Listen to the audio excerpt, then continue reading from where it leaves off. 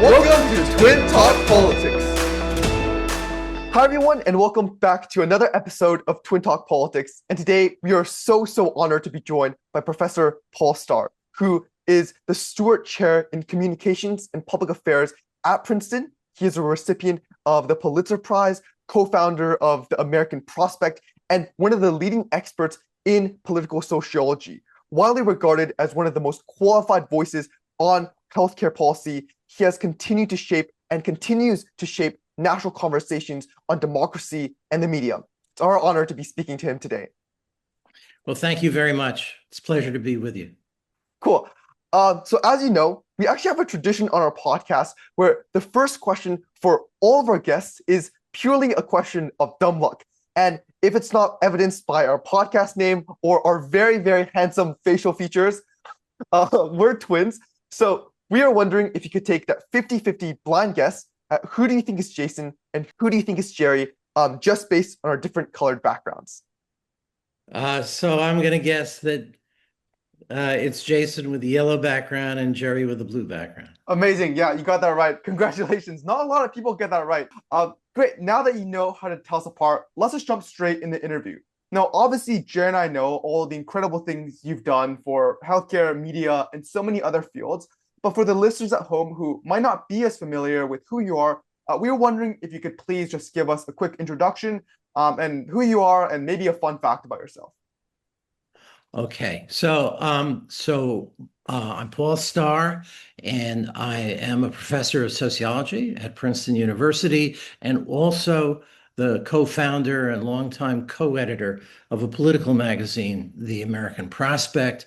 And I've written about a very wide range of issues, domestic and international, over the years. And I've just got a new book coming out. Gonna have to plug that, a book called American Contradiction, Revolution and Revenge from the 1950s to now. And that is a social and political history of the United States for the mid-20th century that tries to explain how America first came to the point where Americans could elect Barack Obama and then elected Donald Trump. But it's a very wide-ranging, I don't want to suggest that it's just about that kind of political choice. I really deal with the full range of social transformations that have taken place in the country. So anyway, the is open for any questions you'd like to ask. I did want to say that I hope we could talk about the relations between Canada and the United States. Sure. Because that is a very fraught topic right now, and the United States, I believe, has betrayed its long friendship with Canada, and what the Trump administration is doing today is unjustified. It's dangerous. We are seeing some of the same kinds of turnabouts in relations with other countries, and with Western Europe, with India now, with Brazil. And these attacks, and I think the one on Canada is really just especially obnoxious and really inconsistent with American traditions.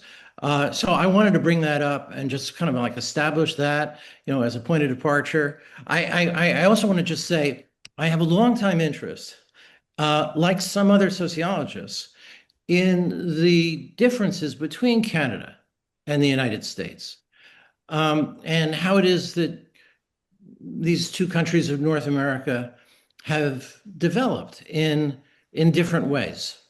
One of my professors years ago was Seymour Martin Lipset, who's a political sociologist, the author of a book called Continental Divide, which was an interpretation of how the United States and Canada had developed. And I learned a lot from him, but I have a different view. My book, American Contradiction, is really a very different understanding of the United States. So I would just say this, in a way, both the United States and Canada have divided histories. In the United States, the division, the fundamental rift goes back to slavery. And there's this regional division between the slave South and the North that is kind of the origin of that long-standing difference in how almost different societies developed in the United States. And then Canada has its division, the division between French Canada and English Canada. But it's very different in its concept. I mean, there are also other conflicts. I don't want to understate the importance of the relations with the indigenous peoples of North America. That's very important too. But these two conflicts deep in our history have affected the way each of these two countries have developed. And as I say, the conflict in the United States is really the origin of what I'm talking about in my book American Contradiction. The American Contradiction stems from the founding contradiction between freedom and slavery. And that affected the way American institutions from the Constitution on were framed. And although slavery was abolished in the 1860s as a result of the Civil War, the legacies of slavery have continued to shape our country, and the struggle against the legacies of slavery, the Black Freedom Movement, continue to shape the country. So, okay, that's all just a preface. Yeah. Yeah. I will definitely be touching on the relationships between Canada and America, probably as our main talking point today. But I do think, as you mentioned before, I think your book is a perfect gateway and segue into that. So, as you said, your book, American Contradiction, Revolution and Revenge from the 1950s to now, which will be published later this year, I think in October, but you can definitely pre-order it now. So definitely do check it out.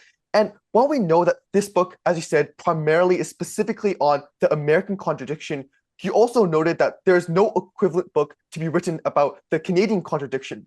And, as Canadians, we're extremely fascinated by the differences you see between Canada and the US. And what key cultural or historical factors do you think has shaped Canada differently and perhaps made it less defined by the contradictions suggested in your new work? Okay. Well, first, let me just mention something that I heard years ago from Kim Campbell. Now, does that name mean anything to you? Yeah. So she's the first and I believe only woman Prime Minister of Canada, and the only one from British Columbia. So you're from British Columbia, right? Okay. Yeah, coincidence. Yeah. Okay. All right. So I heard Kim Campbell, this is like 25 years ago at a meeting. She said the difference between Canadians and Americans is that she said Americans are arrogant, whereas Canadians are smug. And Canadians, she said, love it that Americans are so arrogant because it gives them more to be smug about. Now, I don't know that Canadians today so much love American arrogance, the kind displayed by Donald Trump. But I think there's a long history to the cultural differences between Canada and the United States. So when I said there's a real contradiction in American development that isn't true in Canadian development, what I was referring to was this fundamental divide in the United States that stem from the founding contradiction, that founding contradiction between slavery and freedom, and between regions that developed economically and socially very differently in the United States. The South has a completely different system of labor relations. So, for example, unions developed in the North and the West, but were largely kept out of the South. And the South, until the Civil Rights era, really was not a democracy in a modern sense because such a large part of the population was blocked from voting. Right. And for a while, we thought that as Americans thought after the 1960s that this breach between the South and the rest of the country had come to an end, that the South was in effect joining the rest of the country in abolishing these racist practices of exclusion. But in fact, the South has continued to be the cradle of political reaction. It is the base of the Trump coalition. It is the source of what some people call now a kind of neo-Confederate politics. And you see this all over the Trump administration.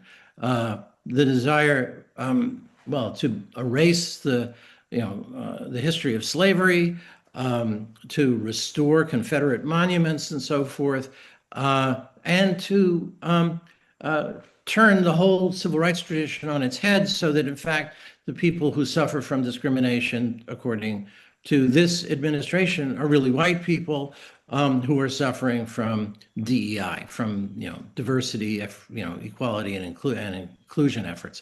And so we're, it's this continuity, in a way, an unexpected continuity that goes back to the early history of the country that has recurred, and it's driving the wedge that has been driven between the American people is now of an just extraordinarily serious kind.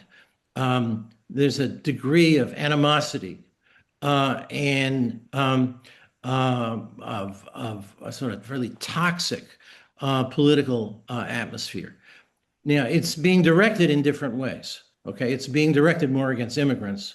It's being directed at all the cultural changes that have taken place over the last several decades. So the way I put it in my book is that the Black freedom struggle, that the civil rights movement set off a whole series of efforts that were really trying to overcome historical legacies. And those came to involve issues of gender equality, the position of women, and also of the whole movement for what was originally thought of as gay rights, LGBTQ rights and so forth. All of that kind of developed out of this new effort to overcome the contradiction between freedom and social subordination. Social subordination, not just on a racial basis, but on other bases as well. And it came to involve many other groups. And the very ambition of these new efforts to achieve equality set off an equally powerful counter movement, series of backlashes. Right. And those have kind of come together in Trumpism. Yeah. And the country is being really torn apart in a way that, some people compare to the era of the Civil War. We haven't gotten to the point of violence, but it has become, very, very, so there's nothing, I don't think the division between English and French Canada, although it's sometimes the issue of secession, of Quebec's secession has come up, but I think Canada has reached a more stable equilibrium, if you want to put it that way. And every country has its conflicts. Every country has to reckon with problems in its history, like the treatment of the indigenous peoples and so forth. There are many reasons to go back and to think carefully, about what's happened in the past. But the United States is now living with an active conflict that stems from its deep history and that really threatens our whole political system, that has really endangered our democratic institutions. And I think Canada is not in that position. And now what Canada does have to worry about is what's going on in the United States, and how these struggles in the United States may affect the U.S. relationship with Canada as it's affecting the relationship of the United States to so many other countries in the world. Yeah, for sure. And just jumping off that conversation, obviously, with the tariff war, the relationship between Canada and the US has been pretty tense, especially as the two are each other's largest trading partners, if I'm not mistaken. And you've already touched on some of the negative ramifications that may spur from this, but we'd love to explore your thoughts a little bit further. And what do you see as a possible path towards a solution? Well, I think the I I think it's going to require political change in the United States. The Trump administration has enacted tariffs that I don't think are going to work out very well for anybody, not for Canada, but also not for the United States.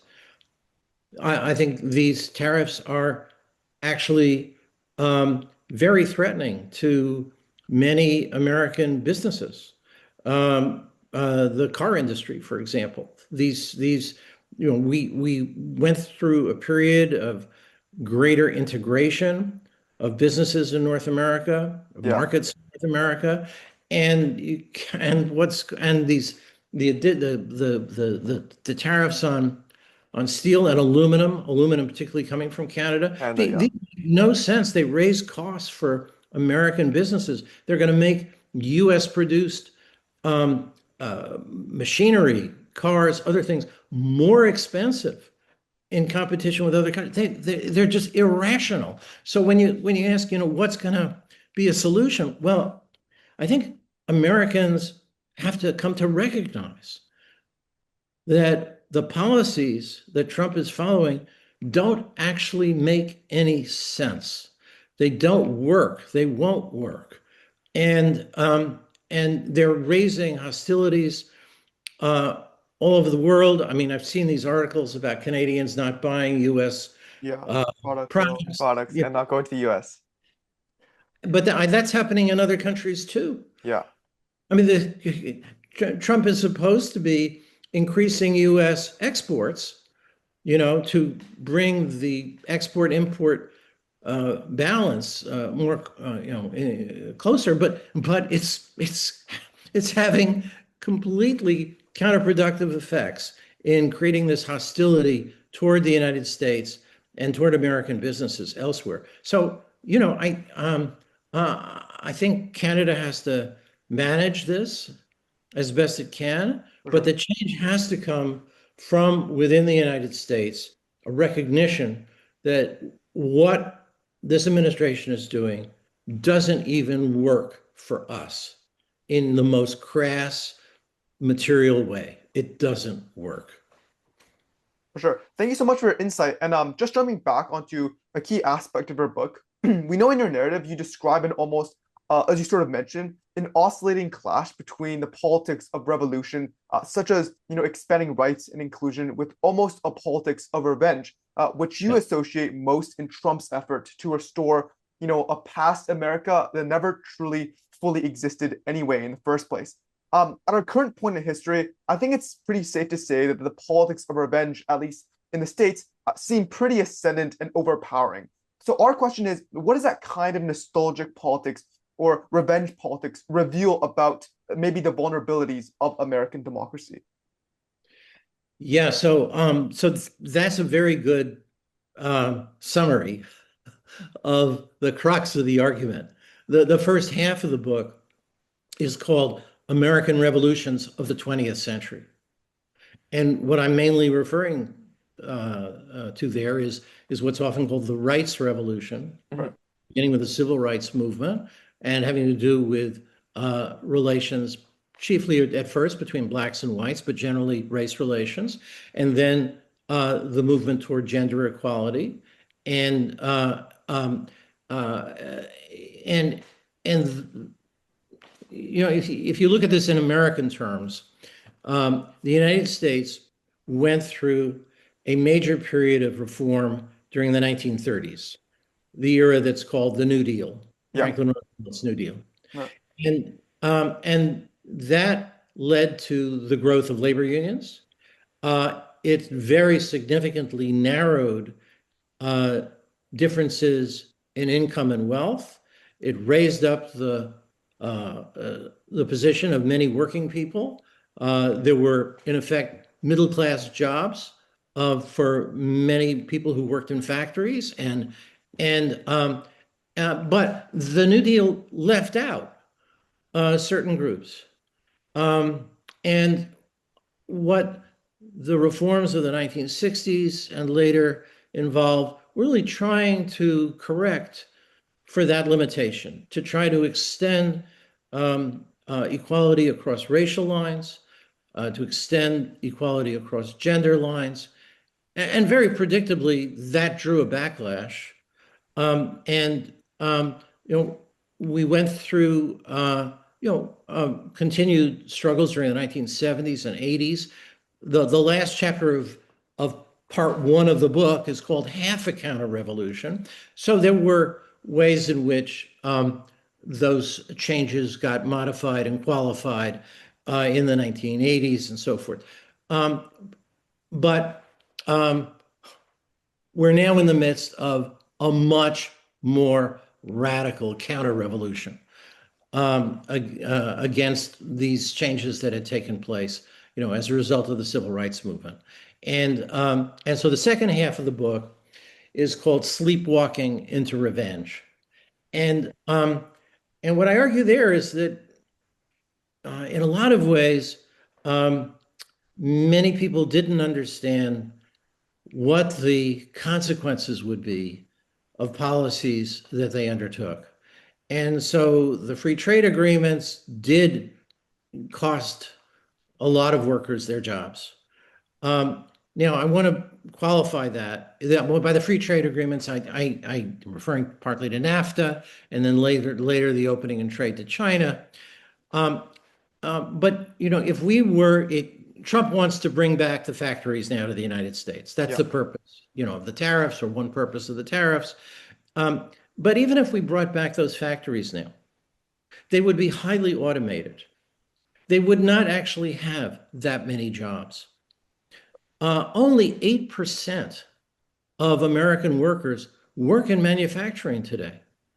Wow. And that automation is likely to continue. And even if we bring back some factories, it's not really going to change all that much for the great majority of working people. Right. So it's, in the long run, is the trade agreements had a short run effect. They did in the short run question. In the long run, we're dealing with a technological transformation, massive automation, and now with AI, extending into many white collar jobs, and really now endangering the economic prospects of college graduates. People who study computer science this last year have had a lot of trouble. So this is a big technological transformation, and it would have happened whoever was in office. This was going to cause tumult, but many people who have lost ground economically blame all these changes, the immigration. They blame, the movements for gender equality. They blame women and so forth. So it's a situation where the forces of change, the progressive forces that help bring about change, are getting a lot of the blame for an economic transformation that was mostly just going to happen sooner or later. And there's a kind of tragic aspect to this. because striking out, the backlash is just not going to, and these policies, the tariffs and so, they're really not going to work, I believe. Um, and um, and and so we're going to see how this plays out over time, when perhaps people come to the realization that these policies aren't the solution that they were sold on. For all the viewers at home, if you haven't checked it out, please do check it out. Pre-order it. Definitely give it a look. Now we sort of want to transition, I guess, even as we're talking about Canada, into the intersection where we sort of talk about universal healthcare, given not only your incredible expertise and scholarship, but also your on-the-ground experience as a senior health policy advisor to President Clinton during the Health Security Act push. And I'll hand it off to Jerry to ask sort of the bulk of the question. Yeah, we know, as you've previously noted, that the U.S. Healthcare system emerged from the interplay of professional authority, markets, and the state, with physicians gaining cultural authority and economic power by professionalizing medicine per se. And I think it's safe to say that while that monopoly has advanced science and the overall quality of care, critically, as you stated, it has also entrenched inequalities, astronomically high costs, and resistance to reform. And looking at today's landscape, with healthcare costs at 18% of GDP, insurance markets dominating, and new policies, specifically under the One Big Beautiful Bill, projected to cut $1 trillion from federal health programs and potentially leave another 10 million people without coverage on top of the existing millions that currently don't have access right now. How do you see the balance of power among healthcare's dominant forces today? And looking ahead, how do you envision the future of healthcare unfolding? Oh my goodness, you've asked me so many questions there. Yeah. Let me just start with the history and then move to the present.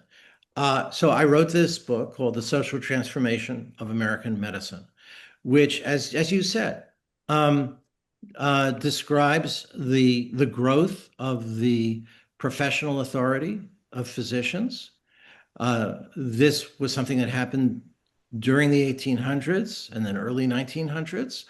And indeed, the medical profession gained a kind of monopoly over healthcare, gained what I call kind of sovereignty Yeah. over the development of healthcare institutions, shaped the development of hospitals and public health and so forth, and that had certain advantages that I think we're becoming more aware of at the moment. It also had certain drawbacks, and in that, so the drawbacks had to do with the fact that most physicians were in private practice. Mhm. They were afraid of any government involvement, and they spearheaded the resistance first at the time of World War I, then again during the 1930s, and then during the 1940s. They spearheaded the resistance to any program of tax-financed healthcare, any program, of general universal healthcare, the kind that many European countries adopted in that period, and that eventually Canada also adopted a bit later than many of the European countries, but the United States did not. And the result of that was a highly fragmented system. There were public programs. There were many employers who provided health insurance. Unions negotiated health insurance plans. And that system left millions of people outside who didn't get any coverage at all, and it provided really no control of costs. And when the United States added the Medicare program and the Medicaid program, the Medicare predominantly for seniors, the Medicaid program predominantly for other low-income people, that's in 1965. The U.S. did so in a very tentative way, not really exercising any control over costs, prices. And what really happened over decades, if you look comparatively at the U.S. versus Canada, the U.S. versus France and Britain and Sweden and so forth, the U.S. system got progressively more expensive Yeah. relative to these other countries, even though people were not actually getting more health care or Mm. necessarily better health Better. Yeah. care. And it got to the point where the U.S. was typically spending twice as much a percentage of GDP on healthcare as other countries, and yet getting, in effect, less for the money. And the primary reason for this has to do with prices. So, my late colleague Uwe Reinhardt, actually Canadian by birth, Uwe Reinhardt wrote a famous article called "It's the Prices, Stupid," and arguing that when you look at why did American healthcare become so costly compared to other countries, it was the prices. Right. And there was basically very little limiting how much doctors and hospitals charged. And the very way, I don't want to go into details, the very way in which this insurance system worked is that uh, they could get away with raising prices and not face the usual kind of resistance in the marketplace that other companies would face in other businesses if they just kept raising prices.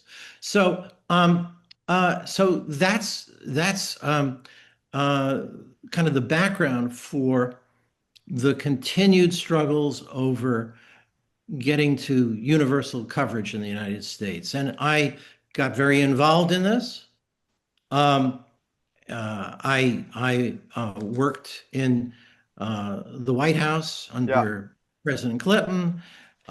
We tried to get Congress to pass legislation called the Health Security Act. That name was based on the Social Security Act. The idea was now we were going to finally extend the protections of Social Security into healthcare, which had been the goal of reformers way back in the 1930s to do that. We're finally going to be, but we failed in that. We really tried to come up with a compromise that would get the support of many Republicans. And at the beginning, I really had hopes on the basis of meetings I had, conversations I had. We tried to reduce the opposition from the insurance industry. We tried to work with the physicians and hospital interests and so forth. It failed. But the lessons of that failure then became, I think, crucial for the success that Barack Obama had after he was elected, in getting past the Affordable Care Act, sometimes called Obamacare, in 2010. And what's happening now, in part, Trump, when he was elected the first time, wanted to kill Obamacare, wasn't able to do that. And now, instead of making a direct attack on the extension of coverage that Barack Obama brought about, Republicans are using a variety of techniques in this most recent budget legislation that will basically eliminate about half the extension of coverage resulting from the Affordable Care Act. So that legislation in 2010 took time to get developed, to get implemented. We got to the point in recent years where it had resulted in, I'm just going to give you rough numbers, about 40 million people getting coverage who wouldn't have otherwise had it. And what Trump is doing roughly will cut about 20 million out of that. So it's like 2 steps forward, 1 step back. And it will mean that a lot of people face insecurity, will not be able to afford coverage, will not be able to go to the doctor, will put it off. A lot of people still do this because, I mean, even without these changes, the reforms were very much compromised. In order for Obama to pass the Affordable Care Act, there had to be a lot of compromises Yeah. to get it through Congress.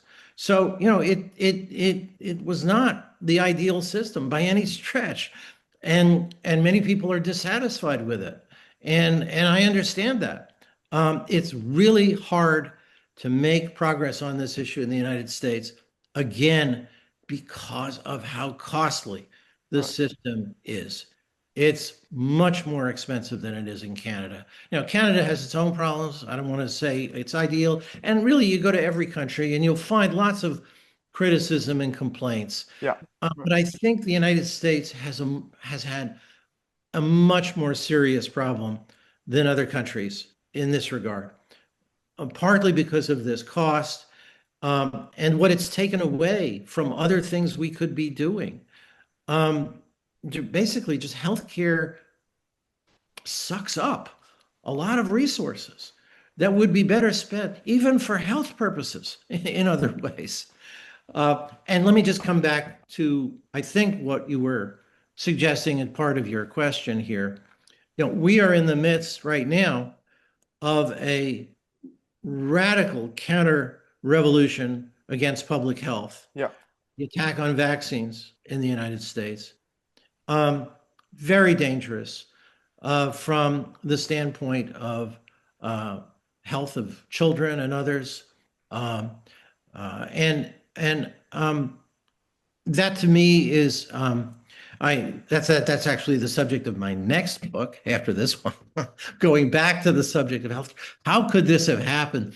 Vaccines have been one of the greatest successes of modern medicine. That COVID vaccine that Robert F. Kennedy Jr. attacks, that's one of the greatest achievements of modern science.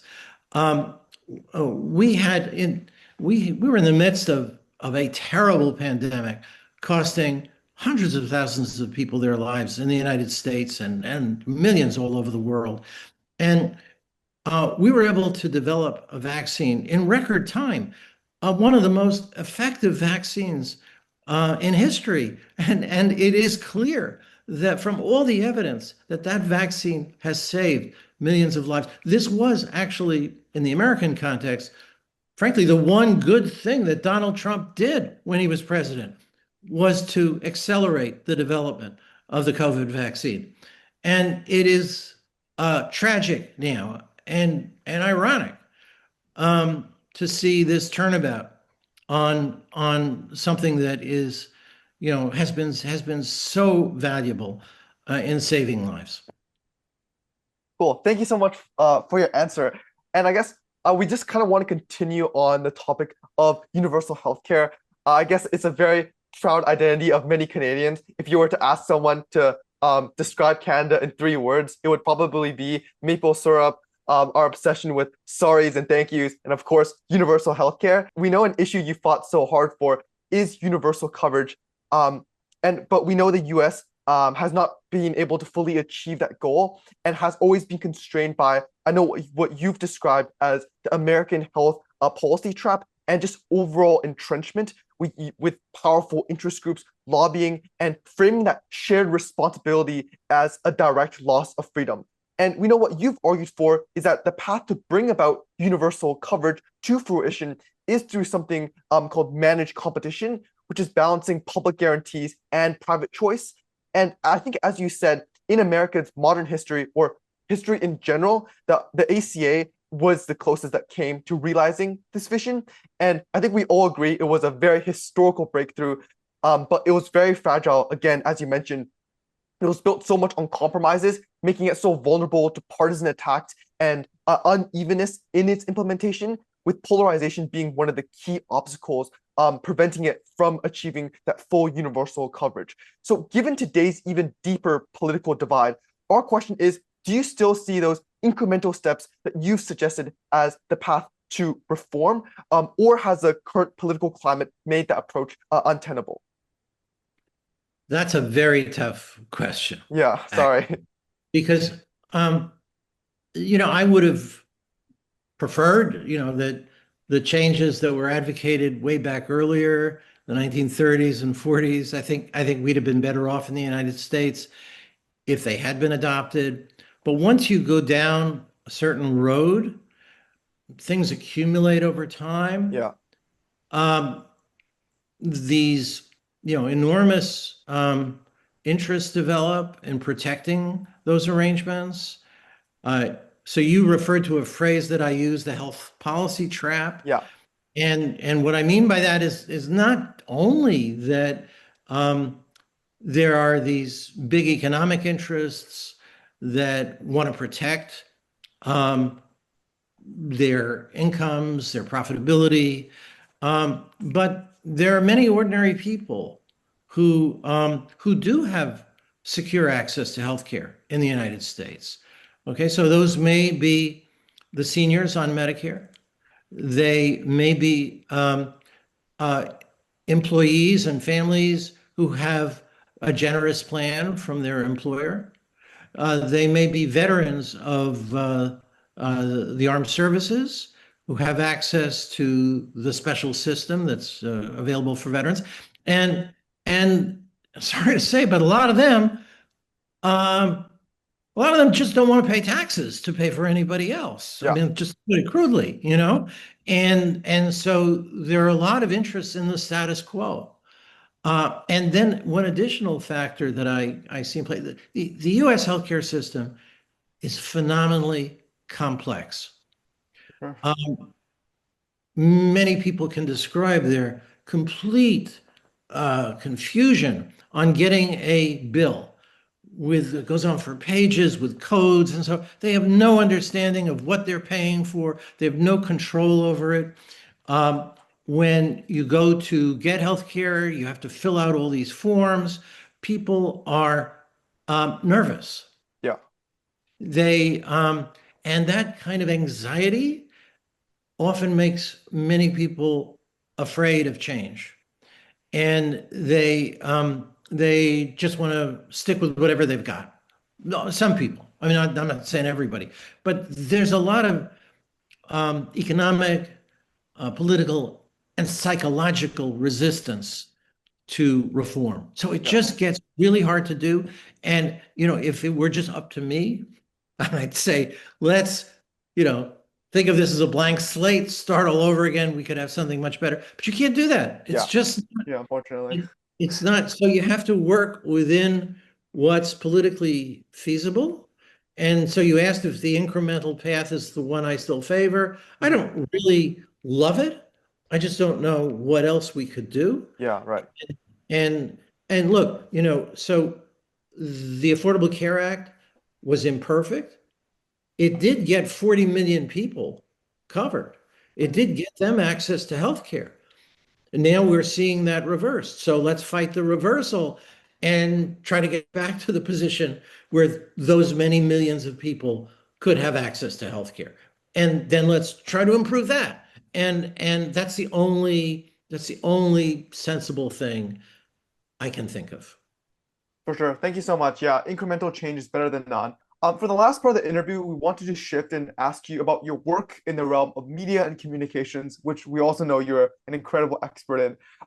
So I think a central facet of any healthy democracy is reliable information. Yet today's truth often struggles to compete with falsehoods on equal grounds, reflected in any global survey you take, showing that nearly 87% of people worldwide believe that disinformation has already negatively harmed their country's politics today. And in many of your works, you point to the idea of media degradation as a central reason why democracies have become increasingly more vulnerable to disinformation, tracing this to the collapse of journalistic cross subsidies. I think the erosion of just professional standards in viral and broadcasting media, and the unchecked rise, of course, of just humongous amounts of digital platforms. I think just given these dynamics, do you see any realistic reforms going forward, whether in platform accountability, public investment in journalism, or new institutional safeguards that could possibly reverse this degradation while still protecting things such as democratic pluralism? Okay, again, you've Sorry, asked yeah. questions and they're very difficult ones. Let me just connect what we were just talking about with this particular subject, because just this morning I was reading an article in the New York Times about AI deepfakes Yeah. of doctors recommending um, various treatments. Wow. And so these are deepfakes. They reproduce the images and the voices, of very well-known physicians who've been very prominent publicly, and they put words in their mouth uh, in support of various, scams, phony remedies, um, and these appear on YouTube, they appear on TikTok, they appear all over online, and there's no legal remedy. Um, uh, these people who've been falsely represented, who've been impersonated digitally, they can inform the platforms, that hey, there's this video. It's not me. Take it down. Okay, the platforms may take it down in one place and then they pop up in another. There's no real accountability of the platforms for the reproduction of this kind of disinformation, Yeah. of this kind of consumer fraud. Really, is what we're talking. We're just awash in scams of various kinds, and many people are deceived by them. It's very hard for what the article talks about. It's hard to go online now and distinguish between what's genuine and what's not. And why is that? It's because we created a system. This goes back in the United States to legislation that was passed in 1996 that basically freed what were then thought of as internet intermediaries, what we now think of as platforms, freed them from any liability, any accountability. And that seemed to make sense in 1996, but it really doesn't make sense now. But it goes back to this same point I was making about healthcare. Once you develop industries on a particular basis, they become very powerful interests Yeah. protecting themselves. And good luck trying to get, legislation passed that will hold these companies accountable for passing along these kinds of misrepresentations. They don't have enough of an incentive legally and commercially, and they're not going to get it from this administration in the United States. So this is something that really worries me. I use this phrase that I've used, media degradation, and we really have seen an extraordinary degradation. I think of the telephone as an example. So back in the 1980s and 1990s, we had new technology that was making long distance calls cheaper. And we thought, hey, that's great. We didn't think of the possibility that it would get so cheap that we'd be inundated with scams. Yeah. Uh, and to the point where, like, actually, we still have a landline in our house, but I never answer it because, there's no point. It's just so often going to be some kind of a scam.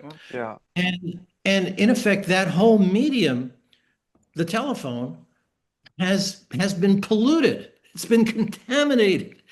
And we don't have the tools, certainly individual consumers don't really have the tools to protect ourselves against all this. And so this is the example of degradation that's going on, the degradation of media and the increasing difficulty of distinguishing truth from falsity. And I just I don't have, if you're going to ask me what's the solution, I'm not going to be able to give you an answer. I'm not, but let me give you one historical analog. So I wrote this book, The Creation of the Media, Yeah. about the development of communications. And going back, this book goes back to the 1700s and 1800s. And I spent a lot of time in that book on the development of postal systems. And one of the things that I found very striking is this is again in regard to the United States, how much confidence Americans had in the postal system way back in the 1800s, their use of the postal system for transferring money, and the overwhelming record of, the money got through. The system actually did work. And later on in the 1800s, there began to be more concern about postal fraud. Right. And actually, the first in the United States, the first federal police were something called the Postal Inspection Service. And the government created a system of inspectors who went after postal fraud. Yeah. And it was a very aggressive campaign to limit fraud through the mail. Now, when the internet came along, we didn't have the same thing. We didn't have the kind of large-scale effort to suppress fraud. And there has just been this surge of scams online and, through telecommunications. And we don't have the tools. So this is, there's, I think, some history here that ought to be a model. Yeah, we need to be fighting against fraud. If the Trump administration just got billions, to round up more illegal immigrants, and they're detaining people and so.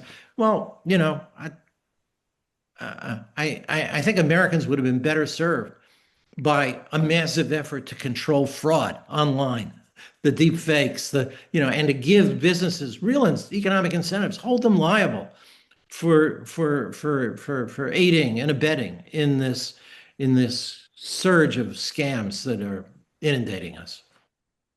For sure. And just on our last question, before our final fun question, as you sort of stated earlier, we know you're the co-founder of the American Prospect, often describing the mission as a rekindling faith in democratic possibility.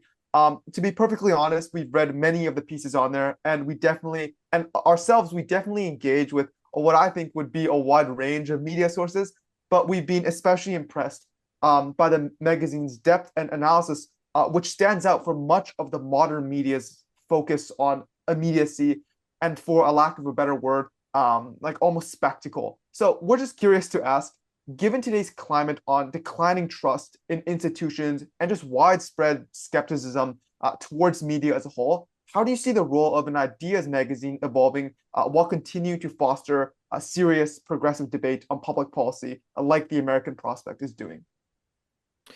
Well, there's, I think we had one set of ideas back in 1990 when there were three of us, Robert Reich and Robert Kuttner and I, who founded the American Prospect. Yeah.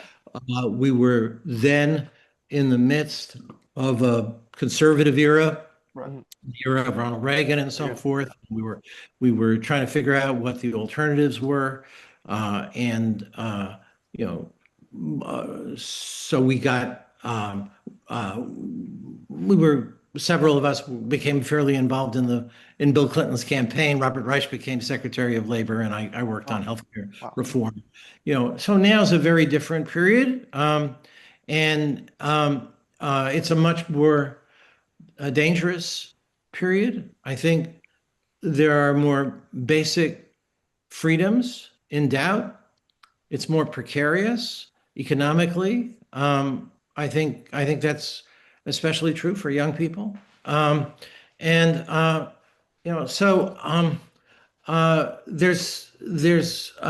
always a need for creative thought about policy and politics and how to bring those two things together. In other words, we can sometimes come up with great policy ideas, but we've got to figure out, how could we get them actually enacted? And that's, for example, what I was thinking about in regard to health policy in those days. How do we go from good ideas about reform into a practical politics, into convincing people this is a good thing to do. So I think joining those two things together is still what an ideas magazine should do. Um, there's a role for what I call sort of like blue sky possibilities, utopian efforts. I've sometimes written things that fall into that category, but the most useful work is work that combines good ideas with ways of actually convincing a majority of people that this is the thing to do. All right. Thank you so much for all of your nuanced responses, and thank you so much for the time that you've given to us today. And now it's time for the fun question. So we know you've built an extraordinary career at the intersection of sociology, public affairs, political science, history, among I'm sure I'm missing a lot of different sectors, and you're a leading scholar in all of them. And while we know that these fields naturally overlap and intersect, if you had to choose just one field to study for the rest of your life, which field would it be? Oh, but I am by nature a trespasser. Yeah. Okay, so like when I wrote that book about medicine, I wasn't a doctor, and I've written books about information, and so I'm not an engineer, I'm not a technologist. I've written books that have to do with law, and I'm not a lawyer. Yeah. So you're asking me to pick one, Yeah. and if I picked one, I'd immediately trespass from it into something else. It's frankly, it's what keeps me going. Okay. I don't like to stay in one lane, Mhm. and I've been incredibly lucky to have support from others, because a lot of people get suspicious of somebody who jumps from one thing to another. How serious are they? But I've gotten away with it, so I'm going to try to keep getting away with it. Cool. Sounds good. It definitely does look, and you definitely are a jack of all trades. Great. That concludes our interview today. Again, Jared and I, from the bottom of our hearts, wanted to extend such a big thank you to Professor Starr for this amazing opportunity. And again, as Jerry said, taking the time out of his insanely busy schedule to come here and meet with us today. We truly learned so much. We got to ask a lot of burning questions that we had for a very long time, engaging with your work. So we truly appreciate it. For all the listeners and viewers at home, if you guys wish to see more interviews like this, be sure to tune into future episodes. Thank you, everyone, and we'll see you guys next time.